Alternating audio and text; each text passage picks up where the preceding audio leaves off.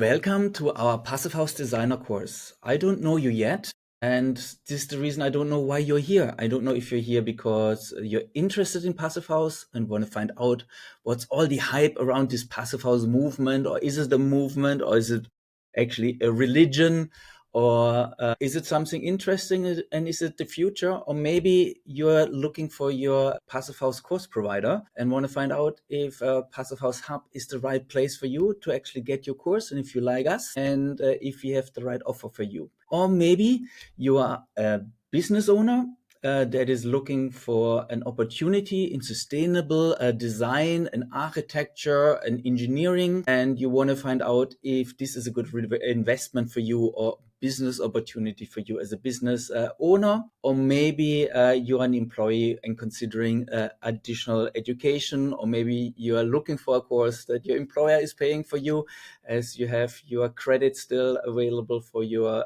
annual education that you normally have in the Western world, like Australia, New Zealand, UK, and as well Ireland. You have these options to get education if you're an employee. So let's find out if this is interesting for you, if Passivhaus is the way you want to go, and hopefully I can answer all your questions regarding this. So here we are introducing you to our Passivhaus Designer course, our way of thinking, our way of understanding Passivhaus, because not everybody understands Passivhaus the same way, and not everybody will maybe agree with us, and I definitely not agree with everybody else out there, and that's the reason we need to find out if we are a good match, if you like me, if I like you, and if I have the offer that you're looking for. So let's jump in to our presentation, Passivhaus Certified and Confident. So you see already, we're not even mentioning the course itself. We want to speak about how to get Passivhaus certified and how you get Passivhaus confident that you actually know what Passivhaus is and how to bring this all together. But before we start, let's introduce myself so that you at least know me, and hopefully soon I know you. I am Daniel Kress, the founder and the head trainer of the Passivhaus Hub, and I'm a Passivhaus professional and structural engineer. I've been a carpenter as well by trade, and I was an EU researcher. As a researcher for the EU, I was actually looking into knowledge transfer in energy efficient housing. How can we transfer that between the different nations, and what is the right way of going forward in construction? So that was my research project back in the day, and I'm already working 25 years in sustainable and high-performing construction. So not just Passivhaus. Passivhaus is the foundation of everything. I always say Passivhaus is the first step, not because of Passivhaus. Passivhaus is the first step because the teaching of Passivhaus is the foundation. It's the physics, it's the science behind high-performing buildings and sustainable construction. And there is no way around this science. It's like, as long as gravity works, Passivhaus works. Yeah, it's simple as that. And this is the reason why we are focusing on Passivhaus, not because it's the best solution that you could ever achieve, but in my opinion, it's the best solution out there that we're having available, with the best support, with the best community around it, and it's an economical optimization tool as well to some extent, but let me explain that later a little bit. So for me, Passivhaus is the first step in a big staircase that we need to achieve in the next few decades and transforming our building industry. But going a bit far here already. Then I've been supporting global Passivhaus projects around the world, helping people to execute it, but as well to learn it and teach it. We have trained over 1,000 Passivhaus professionals worldwide, but mainly here in Australia, and we are the main provider in Australia to do the designer course and the tradesperson course. And then I'm an expert building physics and science and prefabrication. That's what I'm focusing on. So we need to get the foundation right.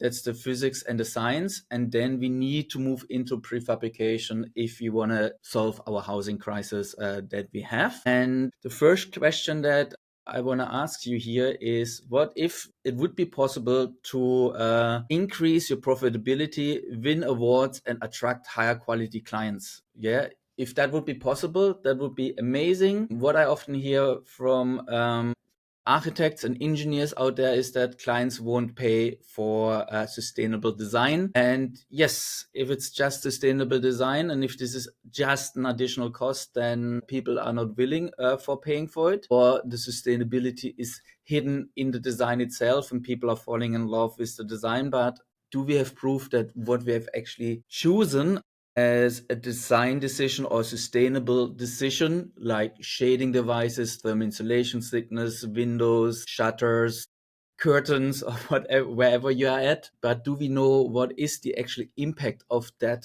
single design decision or sustainability decision on the performance of the building? And that's what Passivhaus is giving us.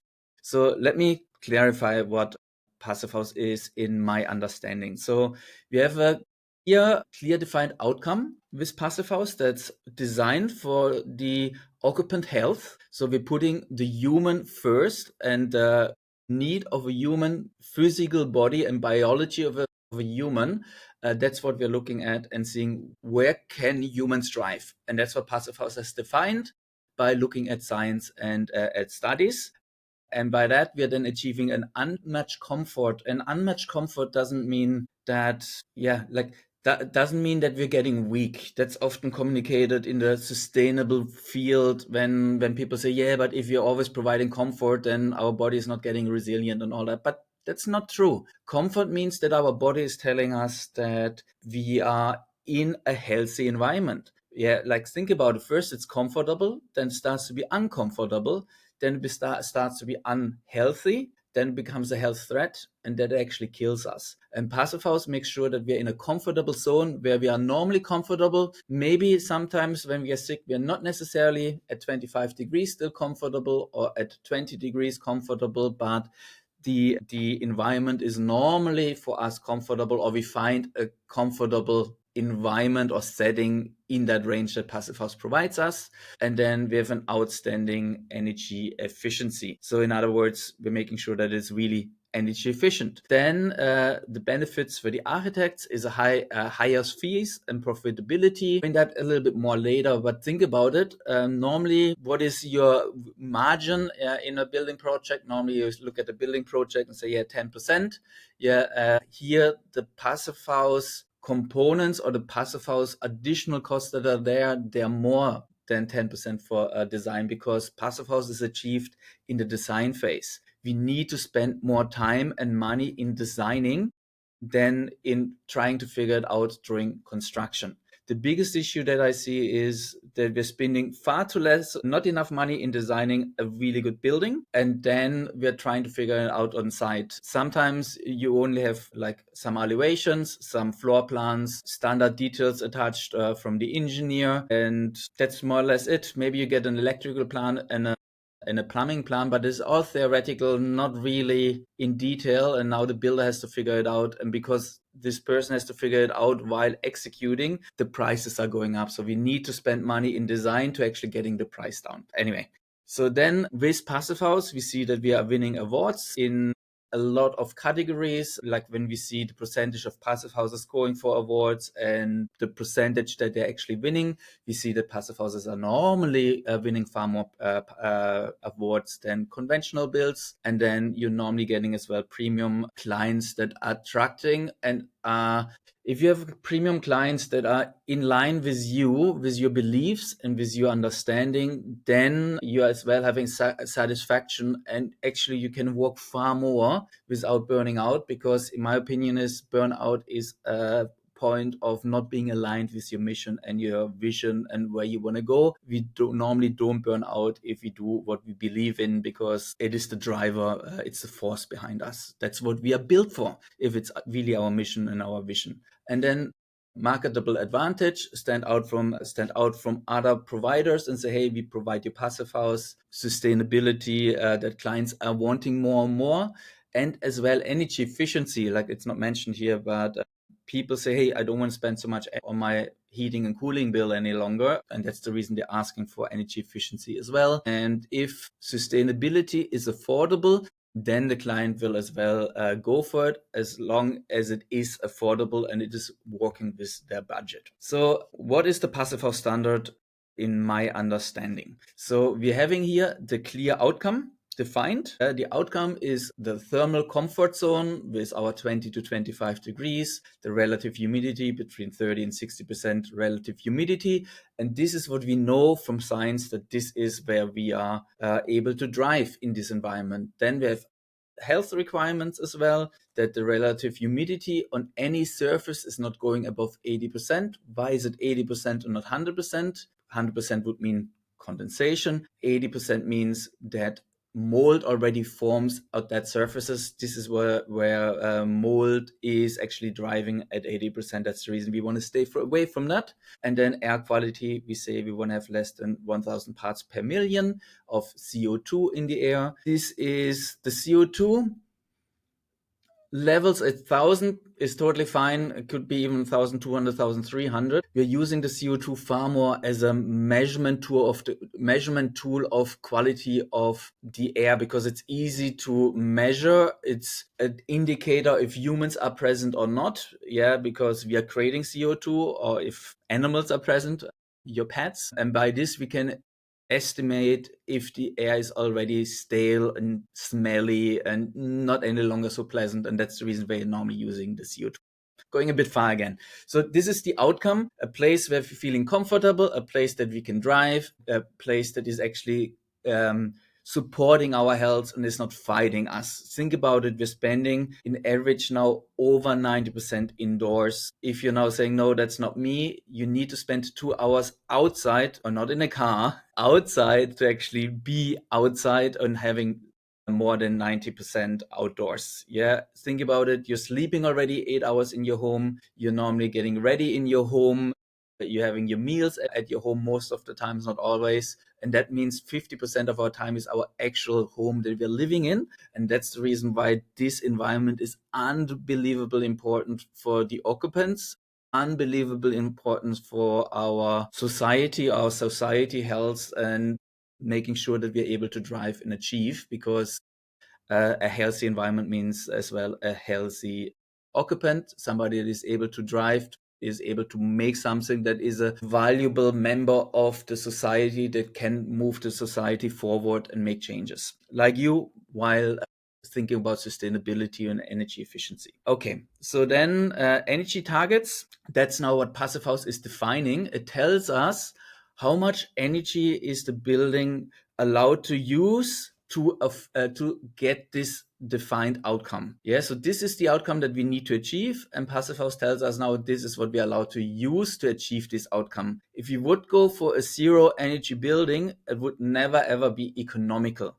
because that move from a passive house to zero energy house means we would have to double up everything. We need to double up our thermal insulation, our quality of windows. We have to be more rigorous about air tightness. Everything needs to be far more performing for that last 3, 4, 5%. And that's the reason it's not economical to go for zero energy building or off-grid buildings. Obviously, if you're designing an off-grid building, and it has to be off-grid because there is no grid, then obviously it makes sense to go for zero buildings. But again, the passive house systems and structures that are there, they're helping you to achieve this in the most economical way. So do we solve it by a better thermal performance, or do we achieve it by better building services? So that's the question. And that's like, you can achieve a zero energy building by having a square kilometer of solar panels and massive batteries and then living in a tent. Or you could achieve it by optimizing your building envelope and have a really small solar system on the roof that is then providing the energy for your lighting, for your cooking and things like that. So in between these two extremes, you will find the economical optimum, and that's where Passivhaus is coming in and helping you to find this. Then, how does it work? Building Passivhaus can be applied for any location in the world, for any climate zone, for any building type. Everything can be a building. Even our class glass cube that is standing in New York for the Apple store. That could be a passive house if you want to achieve it. Or as well, the Grada de Familia in Barcelona. That could be as well a passive house if we wanted to make it a passive house. Yeah. So passive house can always be achieved. It's a question of budget if you want to bring it to it and if it's making economical sense to bring it to that. However, if you're in a harsh climate, your build-ups get thicker. If you're in a mild climate, your build-ups get. So, for example, one of my former students and now a friend, he is achieving passive house in Sydney with a 90 millimeter stud wall. Yeah, that's all what he has, a thermally insulated 90 millimeter stud wall. That's good enough for his building. Doesn't mean that your building in Sydney needs just 90 millimeter. Just want to point that out. Okay, so that's the system. Let me explain a little bit of what is underneath. Let's go back. Underneath here, what I'm trying to explain here, what that actually means, that 15 kilowatt hours for heating and 15 kilowatt hours for cooling. So when you think about it, if we're applying split system with a COP, like a performance ratio of 3 to 1. So we put 1 kilowatt hour of electricity in and we get 3 kilowatt hour of performance of thermal conditioning out, then we're actually coming to 1 liter of petrol. Theoretically, you don't need to use petrol. 1 liter of petrol per square meter a year. In other words, if you're having a 200 square meter home, you need 200 liters of petrol. In other words, once a quarter, you would need to drive to the petrol station, fill up your 50-liter tank and bring it back to the house, fill up your 50 liters into your house and run your system. That's the efficiency of a passive house. So super efficient. That's where we are at. Cool. Then how is Passive House achieving this? Passive House achieving this with the Passive House components. Most of people refer to them as principles, but they're not, in my opinion, principles. As they're physical things that we're actually doing. So for me, there are components, the components of what we're building Passive House out. So super insulation, we are insulating in the right quantity and thickness and material type for your building project in your location. That's what we're doing, and we find that out by modeling it with our software. Then we make the building airtight. Yes, so we have an airtight construction. Why do we make it airtight? Think about a woolly jumper in the windy autumn. If you're just going out in a woolly jumper and it's windy, you're still getting cold. So you need your windbreaker, and that windbreaker is pretty much what the airtightness is doing for us. It stops the air leaking through our thermal insulation. That's the reason we need air tightness. And as well, the air is moving moisture, and this moisture gets into our buildups, and that's not good for our buildups, and it can create mold as well, and that could be not good for the occupants. So that's the reason we make it airtight. And then we go for thermal bridge free design. What that means is that we're letting only tiny amount of energy leak through a thermal bridge. A thermal bridge is a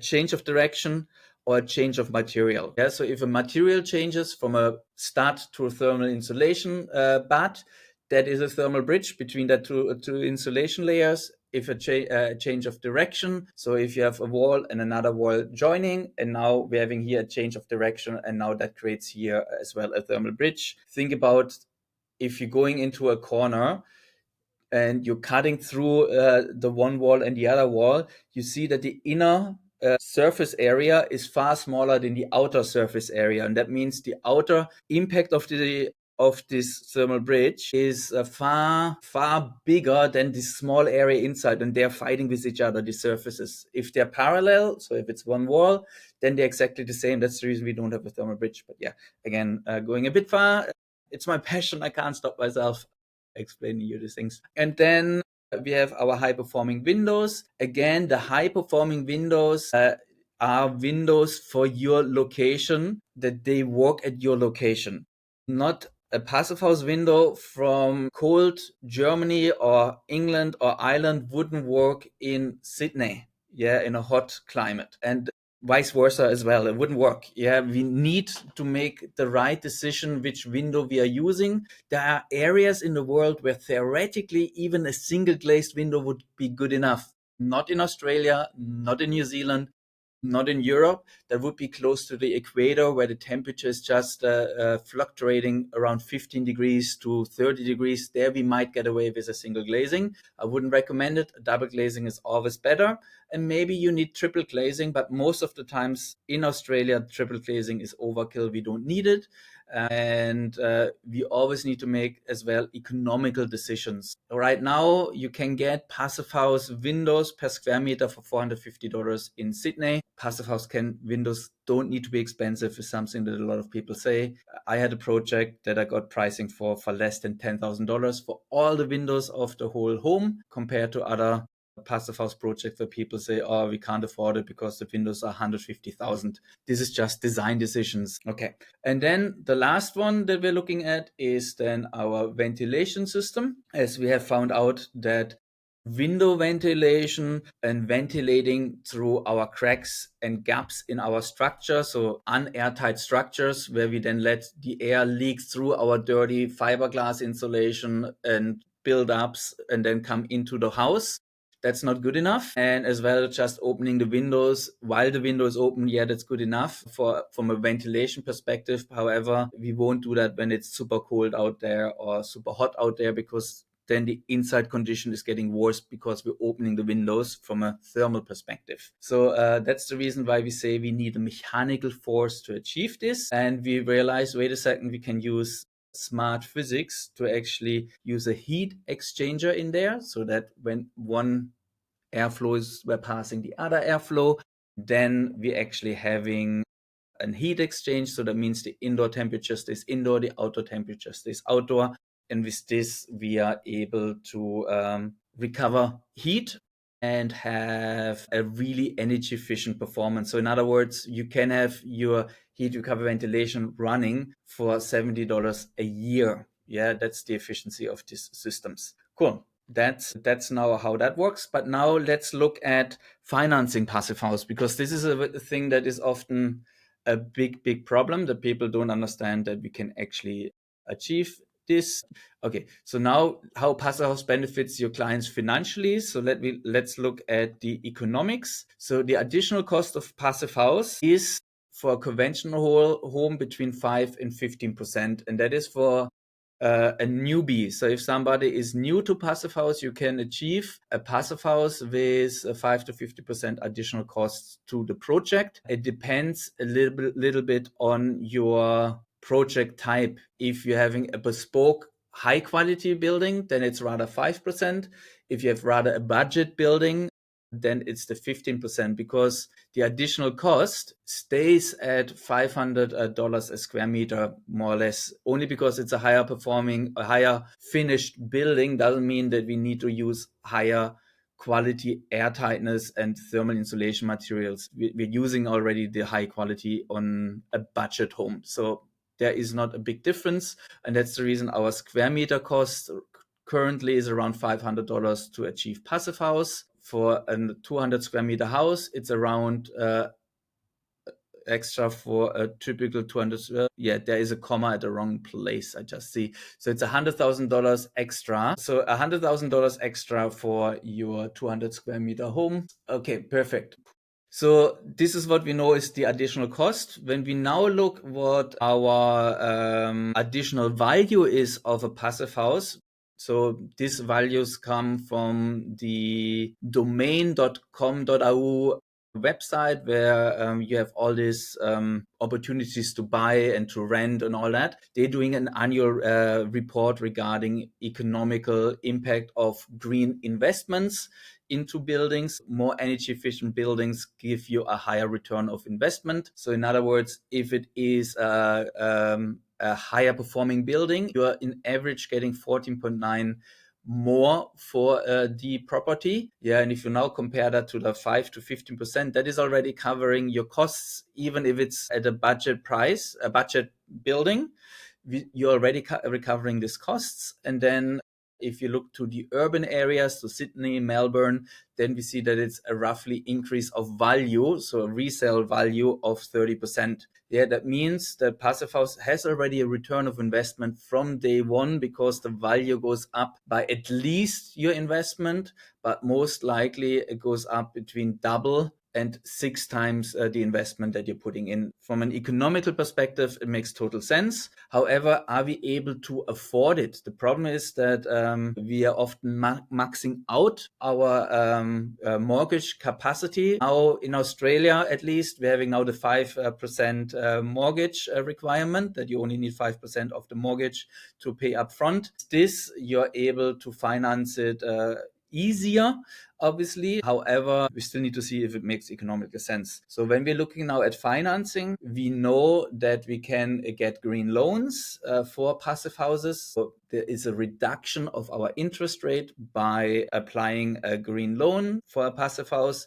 And if you're doing it smart, you are actually getting the green loan not just for your passive house measures, you're getting the green loan for the whole building costs, the architectural costs, and the land costs. Yeah. So if you're smart, you're actually applying the green loan for the whole project. And with this, you're able to save a lot of money, and you're actually increasing your borrowing capacity by up to 25%. So if you compare to what you can get with a normal project and a green loan project, this can go up by 25% because you have a lower interest rate. That means your risk is lower, and that means you can borrow more. That's just economics. So let's go in that a little bit more and explain it a bit more. Okay, how can we actually leverage now these green loans with a passive house? So let me first of all show you what is actually the problem that we have been facing. So here we see what happened to our borrowing capacity of our clients. So that was in the year 2022, 2023, when we had this massive increase of our interest rates, that they went up.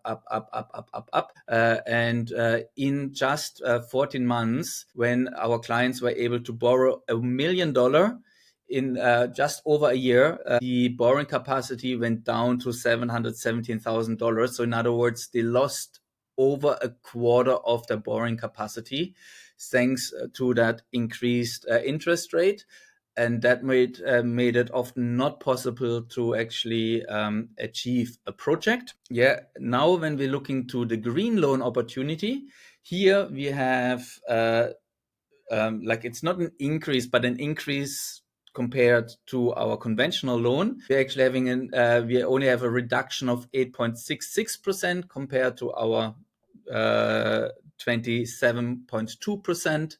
That means the client gains nearly $200,000 as an additional available financing compared from a conventional to a passive house. And now the passive house, like we discussed earlier, is just an additional investment of $100,000 for a 200 square meter home. In other words, the client has nearly another $100,000 to pay for other parts that are not passive house related, and that could be for the increase of the other components in the building, or even if the land price went up, or other bits and pieces, we're able to cover that with this additional $95,000 or $100,000. So not only is passive house making it possible to finance things that were not able to be financed earlier, or like green loans make it possible. It doesn't need to be a passive house, but if you want to build something green and better, why not go for passive house straight away and make sure that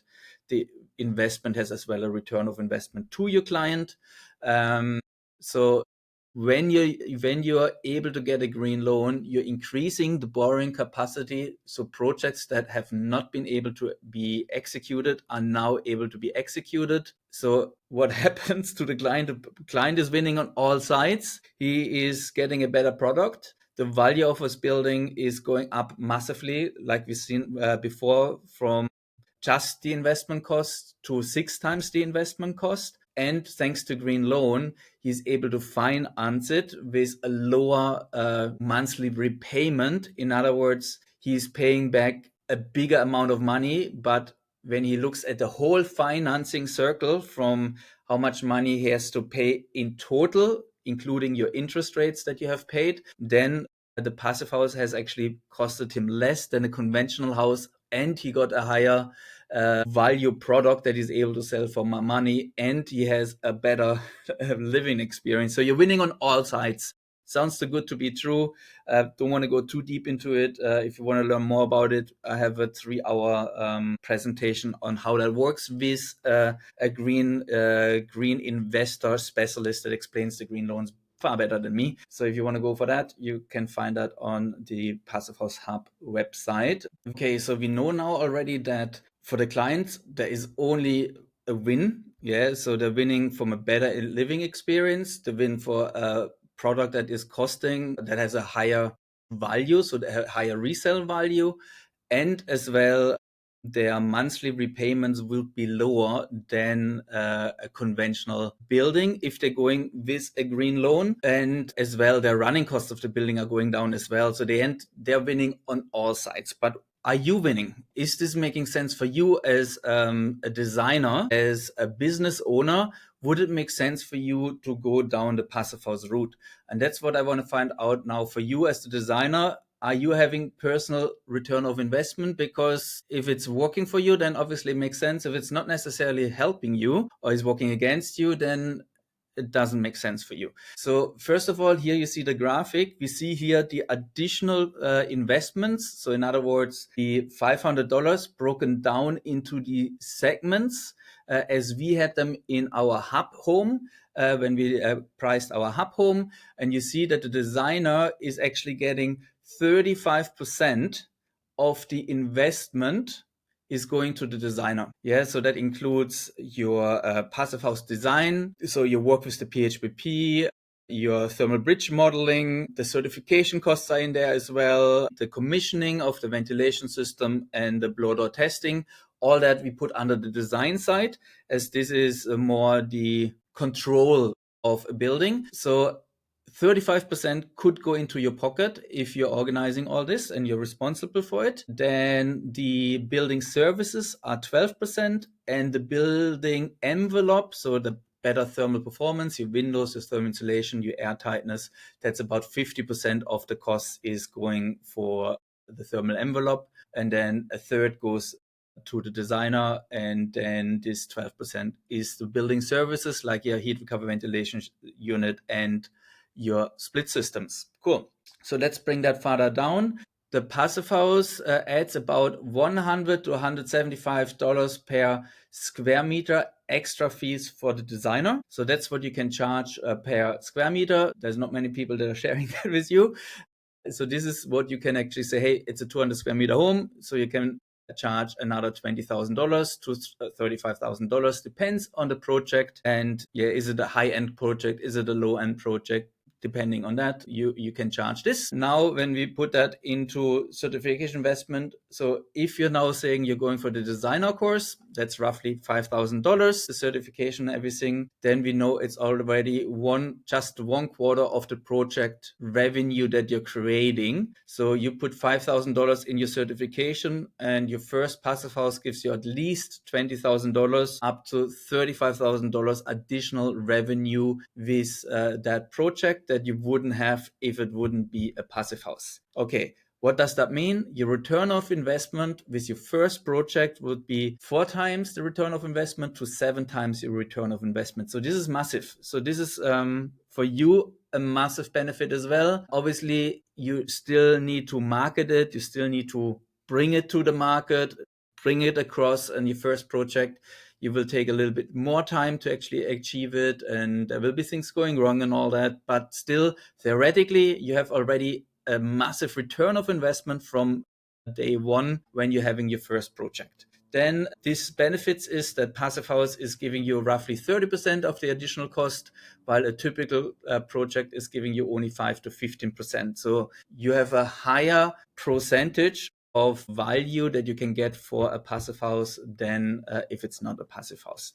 Cool. So let's now look at case studies if passive house actually needs to be more expensive, or where is passive house at in the moment price wise. Here we go for the United States, and in the United States we're having the square meter square foot prices. So 1,650 square foot. Yeah, if you want to know that price in square meter, you add a zero, 1,650 square dollars per square meter to they build it for this price, 165, and the average local prices are at $175 to $200. So that means our Passive House project, here you see this beautiful little cabin or house or whatever you want to call it, with a beautiful winter garden as well. They were able to actually create this for below the average local costs. So Passive House doesn't need to be more expensive. Then let's move to Ireland.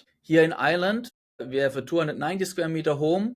And what this person has done was one of these technical freak clients that we often have. They actually looked at, okay, if I do a passive house calculation for the construction cost and I'm doing a conventional building of a construction cost, and I now know I need no plumbing for the house, I don't need radiators, I don't need my heating system. If I'm building a passive house, however, I need to add our heat recover ventilation unit, I need to add a little split system. He put that all into it. At the end, he came to a saving of $20,000 between the two projects. So he slightly cheaper than conventional. So it works in Ireland as well with experienced passive house designers. They're already in the game for a while. And now the next project that I want to show you, that's really close to my heart, because I think this is where we really need to get on top of energy efficient buildings, because in a heat wave, people don't have such a high survival rate, especially in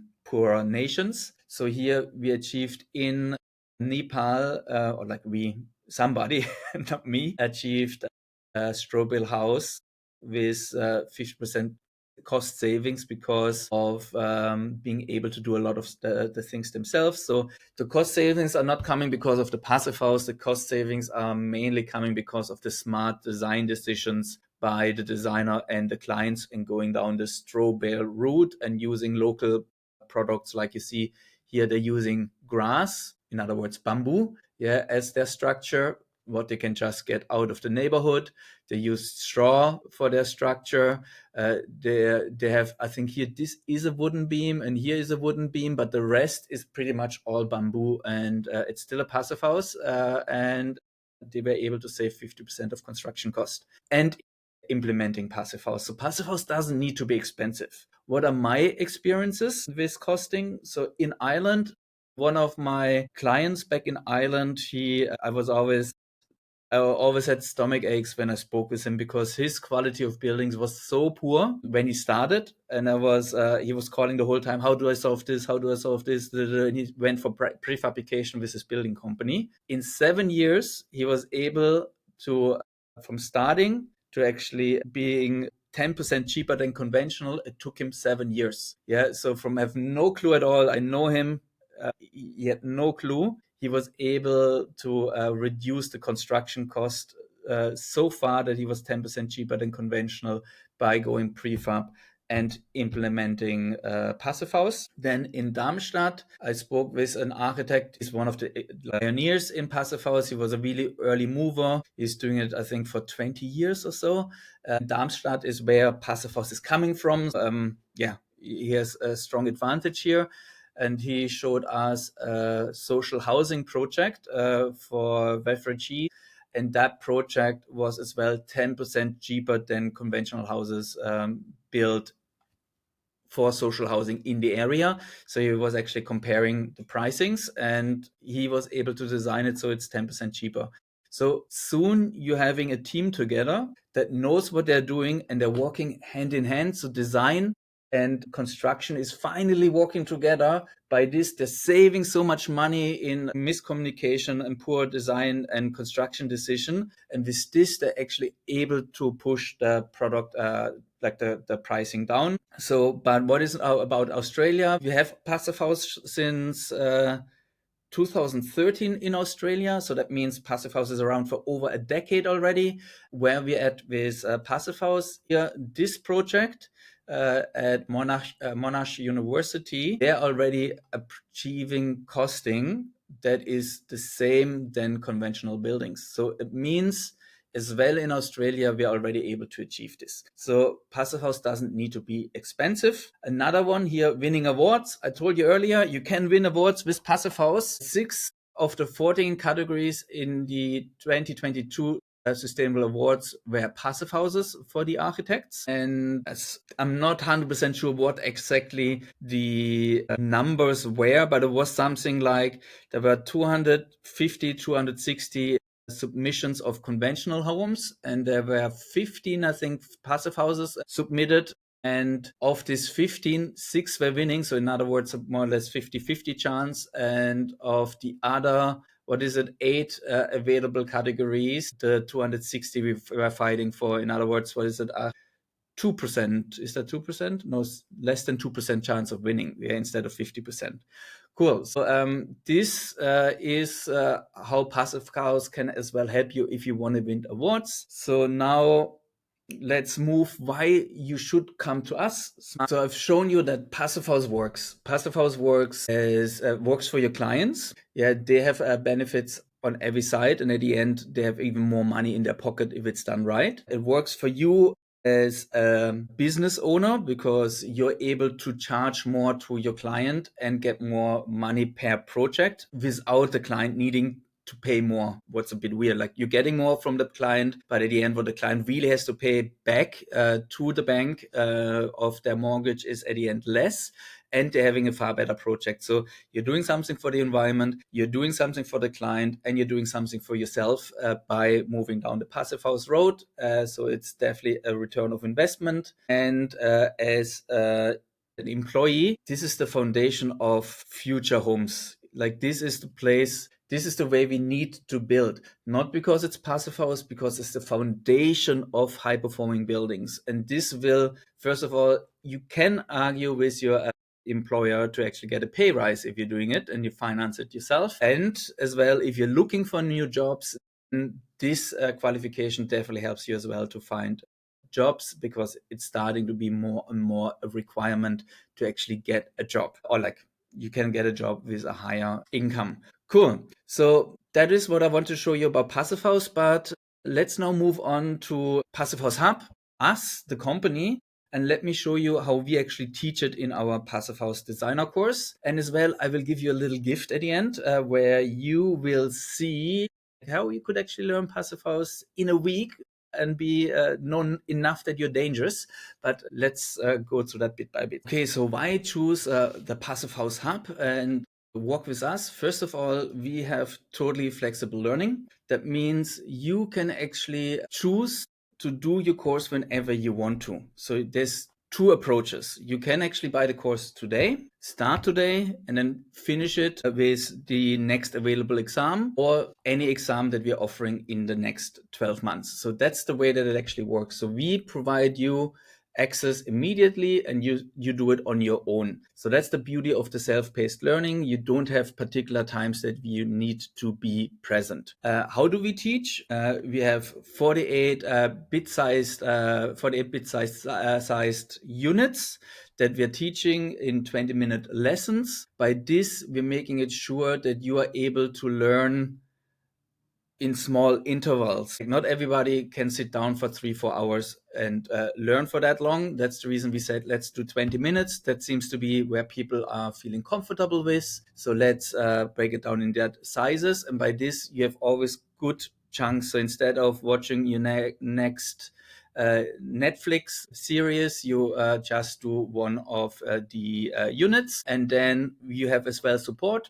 You have AI support. So with our Amy, AI Me tutor that we created for you, that when you have something where you want to go deep and you go down a rabbit hole, Amy is there helping you and understanding it, and as well guiding you to our resources where you can actually find more information on it. So it's designed so that our material and the knowledge of Amy are brought together so that you can actually work with the whole infrastructure. Then we have our ready-to-use resources, like our magic formula or magic formula sheet. Like we have over 30 pages, I think it is now, a formula sheet that you can download. And that's like your little booklet you can use during the course, after the course, during the exam. all built for you. That was Julia's first little project with me. She spent 3 months on putting that together for you. And then obviously over the last 5 years, we kept improving it. So that's as well from you, and you can only get that from us. Then we have homework and exercises that have been designed so that you are getting prepared for the exam and deepen the understanding. So we sometimes design the questions in a way that it triggers a new way of thinking so that you can actually apply the whole concept in a wider range to different things. And you can have with us 12 months access and updates, no hidden fees and zero stress with us. Everything is easy, and you have 3 exam attempts. Additionally, what we do is you can actually join our Q&A sessions. So we have Q&A sessions that are designed for the course. So if you rather work with a cohort and with a group of people, then you as well can say, hey, let's buy it now. Let's do the pre-course now, get ready with it, and then go into the cohorts. What means you have allow 10 hours of work per week. And that means that you have to do a long weekend day or 2 short weekend days, or do every day a half an hour. Then you're able to more or less half an hour, then you're able to more or less get through our modules that we are preparing for the weekly. And then you come to the Q&A session where we reflect on it, where we answer your questions, where we connect, and you get a bit of craziness of Julia and myself. So that's there as well as an option. Then we have the alumni support afterwards, and as well business growth opportunities. For example, you know now that there is a return of investment of having that knowledge, but now you need to implement it into your business. So what we're having now in place as well is that you can actually reach out to us, and we actually help you to implement it into your business, like building you a website, CRM system, marketing and sales funnel, and everything together in a platform so that you can actually get the rewards of your investment. Then as well, we are the recognized industry leader, as mentioned in Build magazine in 2022 and before, and different places. We have definitely trained the most people in Australia. Then as well, if you want to get more social proof on our reviews on Google, I think that's the best place. You will see that we have only 5-star reviews. Actually, we have 1 4-star review of an engineer that was saying we made it too easy. So if you think it's too hard, she's saying it is too easy. So so check that out. You will see there is a lot of information there as well. And yes, it is affordable. $5,000. You get the course, you get the exam prep, the exam, 3 exam attempts, and as well a lifetime software license for the PHPP. So you have the PHPP as what is the PHPP? I haven't explained that yet. PHPP is the software. PHPP is the Passivhaus software, the Passivhaus planning package. And in my opinion, that is what makes Passivhaus the most unique of everything else. The PHPP is a masterpiece of engineering that makes the improvement of homes possible in a way that nothing else is able to do it. And that's the reason why I always say Passivhaus is an economical optimization tool, because the PHPP makes that possible. You don't need to apply the PHPP only to passive houses. You can use it for any project, and it gives you feedback. Only if you are using a really leaky building, then the performance calculated starts to have a bigger spread between reality and calculation. But that's always the case. It's not a problem of the software. It's just nature of the problem, because we don't know how the air leakage is impacting the thermal insulation, and by that our results need to spread farther apart from reality to calculation. Cool. Then your time investment is about 2 weeks, 80 hours of work. And that means with just one project, you're having already a massive return of investment of that. Your $5,000 are back. You're in multiple times. You just have to get that project. And that's what we're as well helping you with. I think nobody else is out there doing that. All the course providers, and we've built it for you as a busy designer, a busy professional that has a lot of other things that you have to manage to shift, Like you're doing that every day. We took all that stress out of the course. You just follow the structure that we've given you. We take you on the hand and guide you through it. So you don't have to worry. You only have to say, hey, I have now time again. Let me go in. And then after the module, you do the homework and exercises. Everything gets deepened in again. So it's designed with you in mind and your type of lifestyle. If you're somebody that is busy with work and has time restraints, this is the course to go for. And then, yes, Passivhaus enables you to design healthier homes your clients love and greatly pay premium fees for, as they're paying for it, but at the end, you don't paying for it, like I explained earlier. So I think this is everything. Now my gift.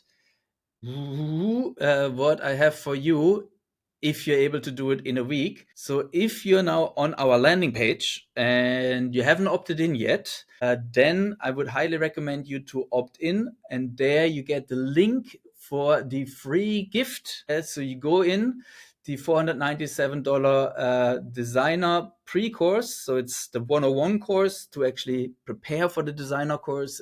What we recommend everybody to do, except you're doing passive houses for a long time, then this is maybe not for you. But if you're new to the passive house field, then this 101 course is definitely gold to make sure that you're getting through the course easily. And if you're doing this in just 1 week, then you don't have to pay. So the way it works, you put in all your details, come to the next page. On that thank you page, you get then, hey, do you want to do the 101 course? It's definitely not $500. I think we give it you there for $300. So you're actually saving already on that. And if you're able to finish it in that time frame given, in the moment it's a week, maybe you have to shorten it because everybody is doing it, then you're able to get then you just cancel the subscription and you don't pay. And in the case you need longer and you've paid the fee, you can get the money back.